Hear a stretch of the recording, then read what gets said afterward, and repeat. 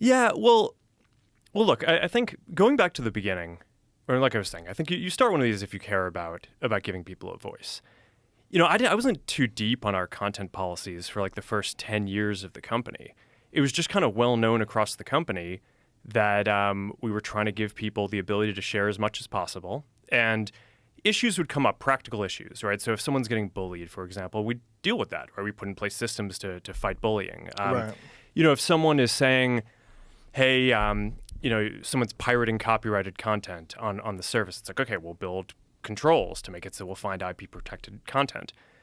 But it was really in the last 10 years that people started pushing for like ideological based censorship. And I think it was two main events that really triggered this.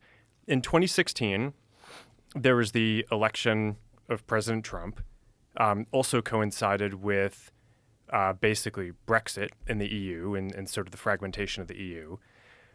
And then, in 2020, there was COVID.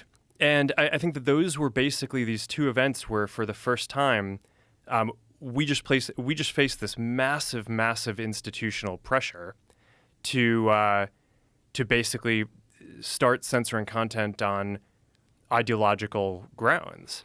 I'm sorry to interrupt you, but when it first came up in 2016, did it come under the guise of the Russian collusion hoax? And this is the thing. At the time, I was really sort of ill-prepared to kind of parse what was going on, right? It's, I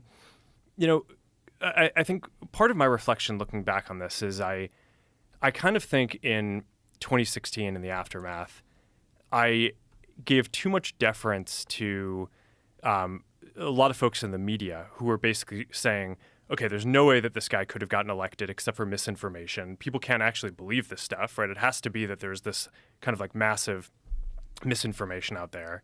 Some of it started with the Russia collusion stuff, but it kind of morphed into different things over time. Well, he was so ideologically polarizing, right? Like people didn't want to believe that anybody looked at him and said, this should be our president. Yeah, so I took this and just kind of assumed that everyone was acting in good faith. And I said, okay, well, there are concerns about misinformation.